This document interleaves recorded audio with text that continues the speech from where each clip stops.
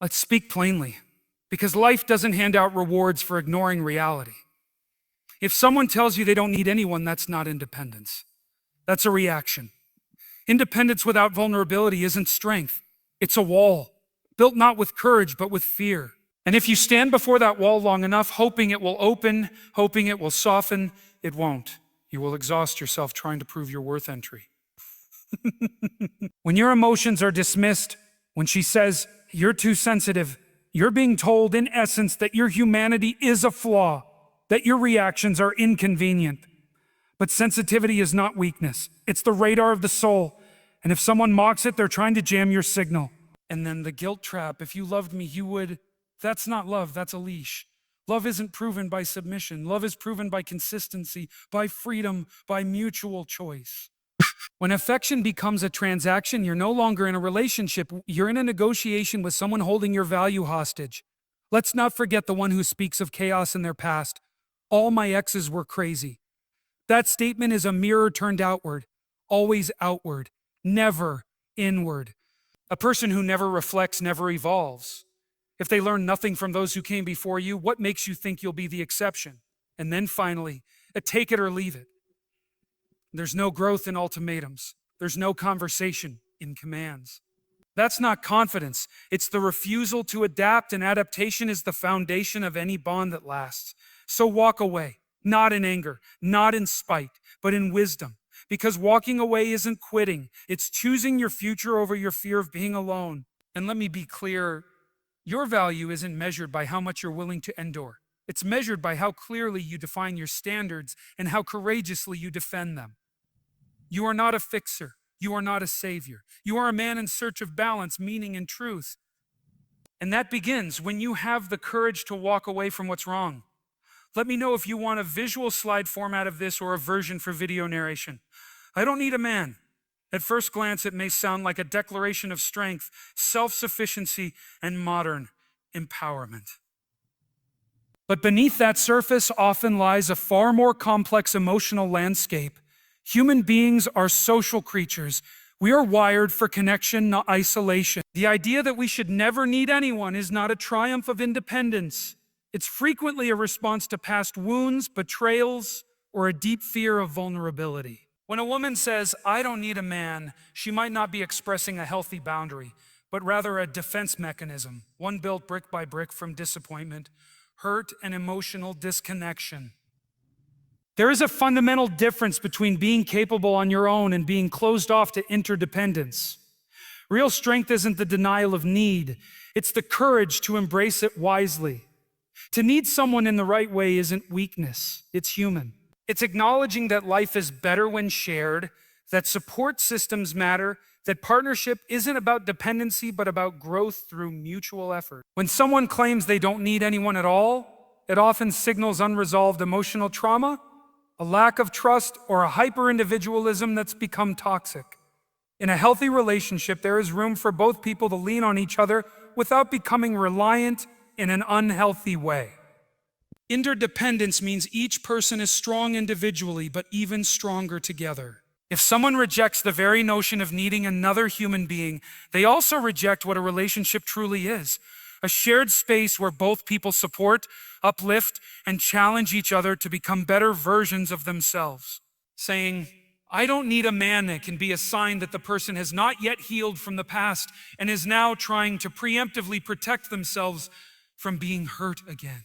But in doing so, they also wall themselves off from the possibility of genuine connection. Moreover, this phrase can carry subtle contempt, often rooted in ideology or cultural messaging that equates needing a man with submission, weakness, or inferiority. It becomes more about proving a point than actually creating a relationship. Relationships are not about proving who can go without the other longer. They are not power struggles. They are partnerships. Two people building something that neither could build alone. When someone begins the relationship by insisting they don't need you, it tells you one important thing. They're not ready to let someone in. And if someone's not ready to let you in, you'll spend the whole relationship trying to prove your worth rather than living in mutual respect and trust.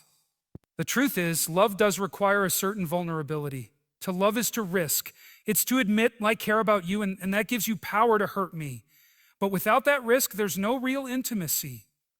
A person who cannot say, I need you, not because I can't survive without you, but because life is richer with you in it, has not yet stepped into mature, grounded emotional territory. So when a woman tells you she doesn't need a man, pay attention. It's not an invitation to prove her wrong. It's a signal that she may not be ready or willing to enter a relationship as an equal partner. She may still be guarding herself from pain or trying to build identity through separation, not unity. And if you enter that space without clarity, you'll become a mirror she argues with, not a companion she grows with. Sometimes the most respectful, courageous, and self-loving thing you can do is to walk away, not in frustration, but in understanding. Because you're not here to force someone to need you. You're here to share life with someone who already knows the strength of doing it together. You're too sensitive. These 3 words may seem harmless on the surface, but their impact can be quietly destructive.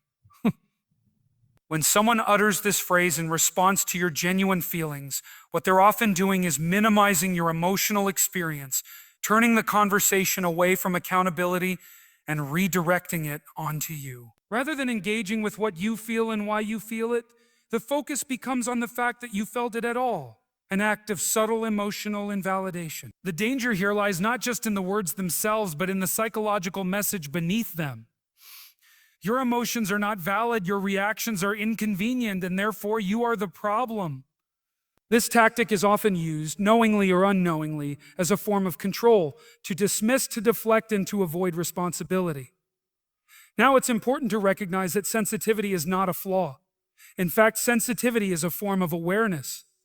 It's the ability to detect emotional nuances, to care deeply, to be moved by injustice, to resonate with the mood of a room, to notice when something is off. Sensitivity is a powerful form of intelligence, emotional intelligence. To call someone too sensitive is, in many ways, to criticize them for noticing what others ignore. And often those who use this phrase are uncomfortable with emotional confrontation or self-reflection. They would rather avoid facing the implications of their behavior than engage in meaningful dialogue that might require change. This phrase also tends to be used selectively, often weaponized during moments when you're most vulnerable. You open up about something that hurt you, maybe a comment, a gesture, or a repeated behavior, and instead of your partner leaning in with empathy, they shut down the conversation by making it about your supposed overreaction. Over time, this can erode your confidence in your own emotional compass. You begin to question your instincts. Maybe I am overreacting, maybe it's just me.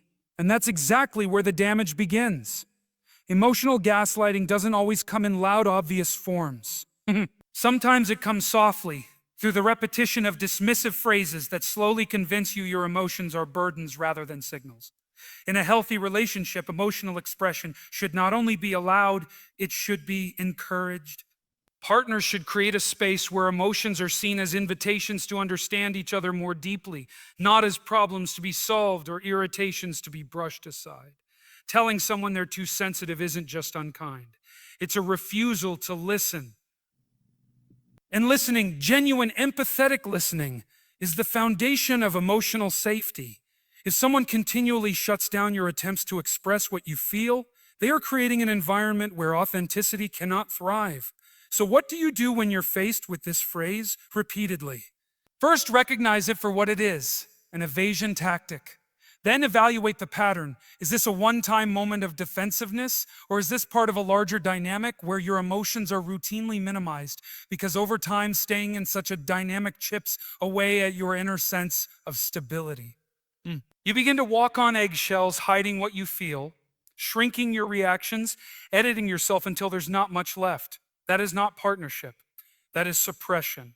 You don't need to be with someone who punishes you for feeling. You don't need to prove that your emotions are valid. You need a relationship where both people understand that emotional expression is part of what makes us human, where discomfort leads to conversation, not dismissal, where your sensitivity is seen not as a liability, but as a strength. And if someone can't respect that, no matter how attractive, successful, or interesting they are, you have every right and every reason to walk away. Because the most dangerous thing you can do in any relationship is silence your heart just to keep the peace. If you loved me, you would. This sentence might sound like a cry for affection, but in reality, it's one of the most subtle and destructive forms of emotional manipulation. When someone says this to you, they are not asking for love. They are demanding proof of control. At its core, this statement weaponizes your emotional investment. It takes something as sacred and profound as love and turns it into a tool for leverage. Rather than expressing a need or a vulnerability honestly, the speaker cloaks their desire in a guilt-laced ultimatum, one that places your worth as a partner on the line. This tactic is particularly dangerous because it preys on your sense of duty and empathy. It hijacks your emotional framework. You may find yourself thinking, oh, maybe they're right. Maybe I need to show them I care more. And slowly, without realizing it, you begin to compromise your values, your comfort, and even your boundaries in an attempt to meet an ever-shifting standard that has nothing to do with real love and everything to do with control. It's no longer about mutual understanding. It's about passing a testy. Adults, and what's worse, the test is often unwinnable. Because once someone starts using love as a bargaining chip, they will continue to raise the stakes. True love does not require constant proof through sacrifice. It does not twist itself into knots to meet conditions. Real love is not about obedience. It's about understanding. When someone loves you, they express their needs directly and honestly. They say, I feel unseen, or I wish we could spend more time together. They don't tie your ability to meet those needs to your worth or your love. They open dialogue, not demand compliance. But when a person says, if you loved me, you would, they are shutting down dialogue. They are framing your devotion as conditional, based on how well you meet their demands, not on how deeply you care. What often makes this phrase so manipulative is that it wraps itself in emotional logic. It sounds reasonable on the surface. After all, shouldn't love involve effort, sacrifice, and consideration? Yes, but effort must be chosen, not coerced. When love becomes a currency of exchange, when your willingness to please becomes the only measure of your value, then the relationship is no longer rooted in respect. It's rooted in control. And control dressed as love is one of the most deceptive and painful traps to fall into. Over time, if you submit to this kind of manipulation, you start to lose your sense of self. You become reactive rather than authentic. You act out of fear of losing the other person, not out of genuine desire to connect with them. And ironically, the more you give into these demands, the less you're appreciated. Because what's being loved is not you. It's the version of you that constantly performs under pressure. That is not love. That is emotional exploitation. Healthy relationships thrive on freedom, the freedom to choose, the freedom to say no, the freedom to express discomfort without the fear of punishment or emotional blackmail. If someone truly loves you, they will respect your autonomy. They will trust your heart, not test it. They will invite your support, not demand it. And when conflict arises, they won't use love as a weapon.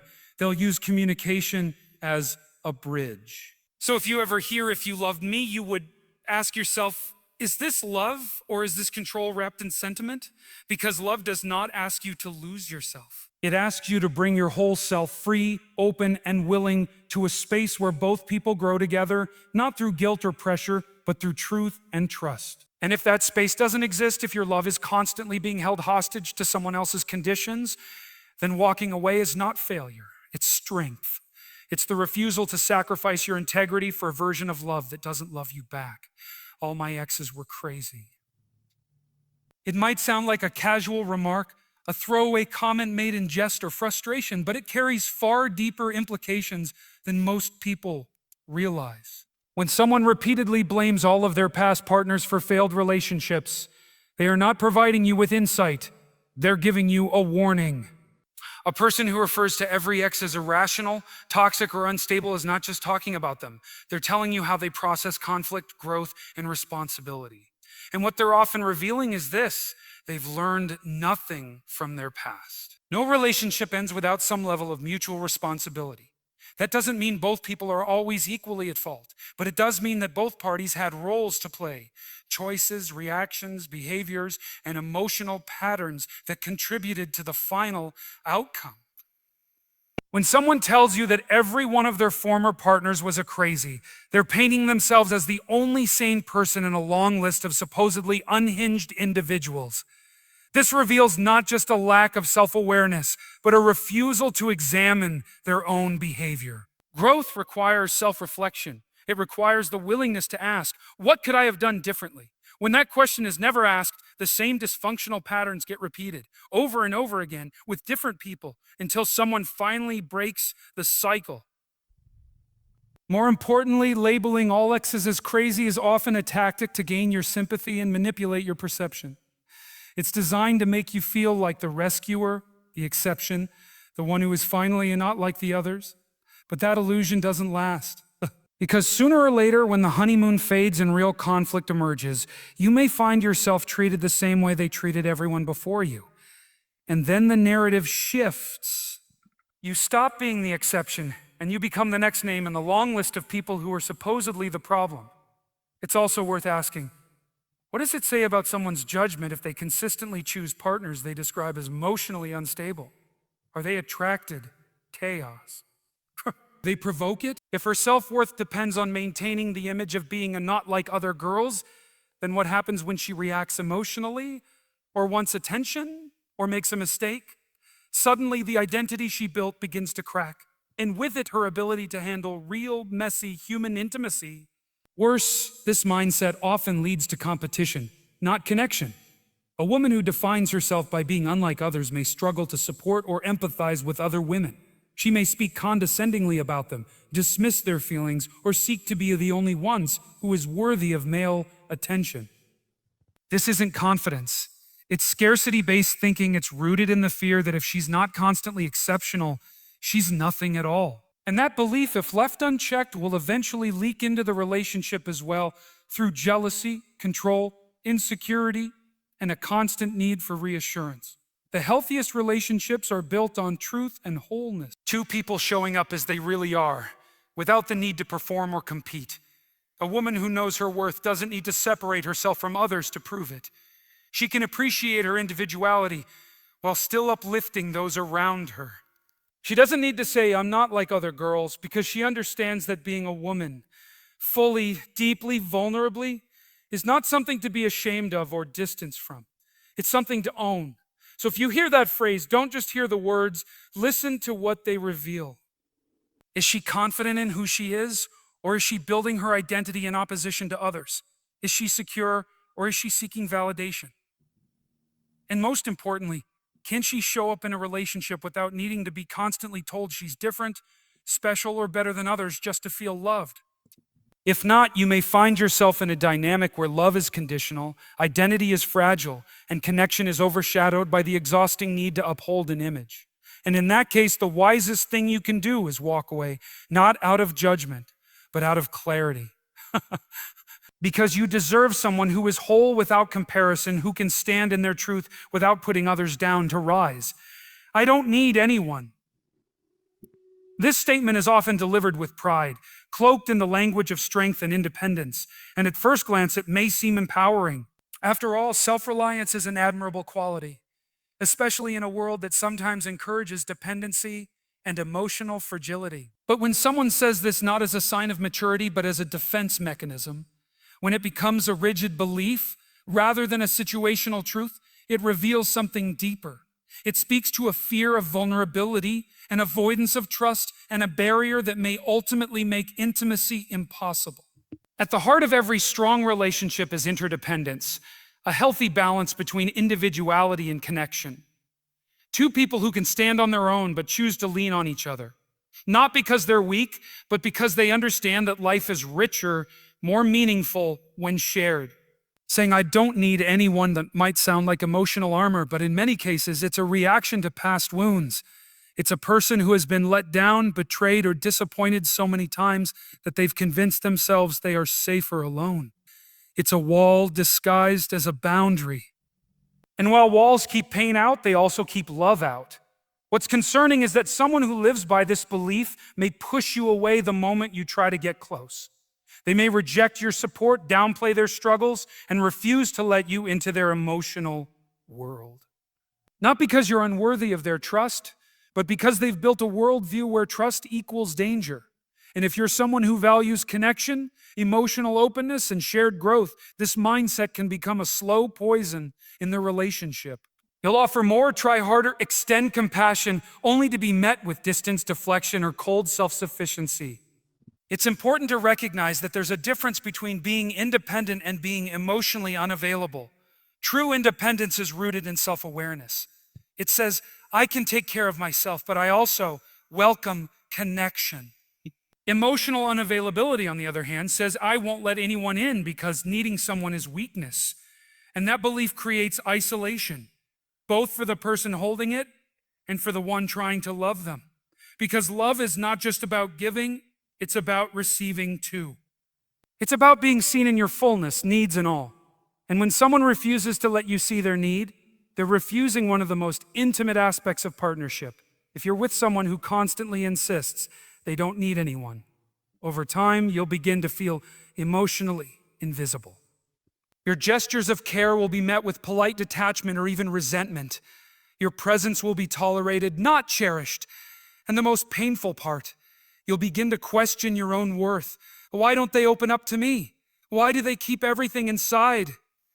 You'll take it personally when in reality their wall was there long before you showed up.